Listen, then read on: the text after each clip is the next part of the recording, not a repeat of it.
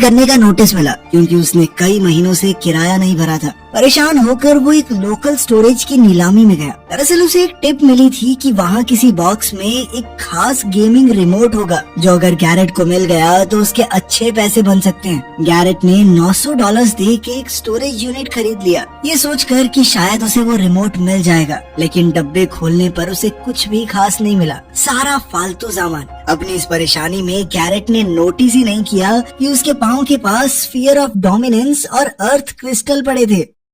इसके बाद हम नैटली और उसके छोटे भाई हेनरी को देखते हैं जो अभी अभी अपनी माँ की मौत के बाद इस शहर में शिफ्ट हुए थे। नैटली एक छोटी सी नौकरी कर रही थी। उनकी पड़ोसन डॉन ने उन्हें सामान वगैरह रखने में बहुत मदद की। अगली सुबह नैटली ने हेनरी के लिए पिज्जा बनाया ताकि वो स्कूल में नए दोस्त बना सके। क्लास में उनका टीचर काफी चिड़चिड़ा था। उसने सबसे कहा कि कुछ ऐसा बनाओ जो तुम असल जिंदगी में भी बना पाओ, लेकिन हेनरी ने एक जेट पैक का प्रोटोटाइप बना दिया। क्लास के बच्चों ने उसका मजाक उड़ाया, लेकिन हेनरी इस बात पर अड़ा रहा कि वो ये बना सकता है। उसने घर जाके एक होममेड जेट पैक बनाया, लेकिन टेस्ट के दौरान वो जेट पैक सीधा एक चिप्स बनाने वाली फैक्ट्री में क्रैश हो गया जहां उसकी बहन नैटली काम करती थी। इस घटना की वजह से हेनरी को प्रिंसिपल के ऑफिस में बुलाया गया। प्रिंसिपल अब उसके लीगल गार्डियन से बात करना चाहती थी। हेनरी ने घबराकर जैरेड को कॉल कर दिया जिसकी दुकान में वो अक्सर जाता रहता था और कहा कि प्लीज मेरे अंकल बन के आ जाइए। पहले तो जैरेड ने मना कर दिया, लेकिन फिर हेनरी बोला कि मैं $26 दे दूंगा आपको कैश। उसके बाद वो जल्दी से आ गया, लेकिन आने के बाद वो ईगो में अपनी गाड़ी से बाहर ही नहीं निकला।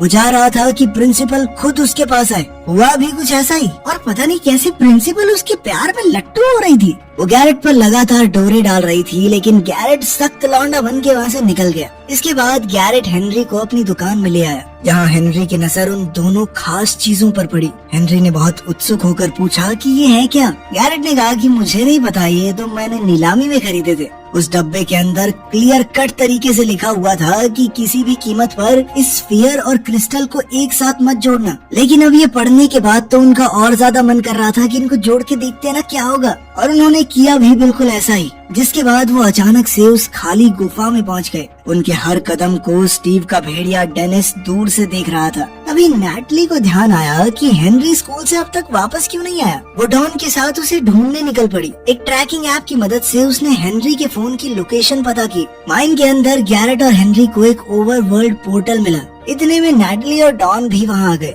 अभी वो रहस्यमयी क्यूब चमकने लगा और एक अलग सी एनर्जी दिखाई देने लगी जो हेनरी को ओवरवर्ल्ड में खींच के ले गई। बाकी सब ने उसे पकड़कर उसे रोकने की कोशिश की, लेकिन कुछ ही सेकंडों में चारों लोग उस पोर्टल में खींचे चले गए। जब उनकी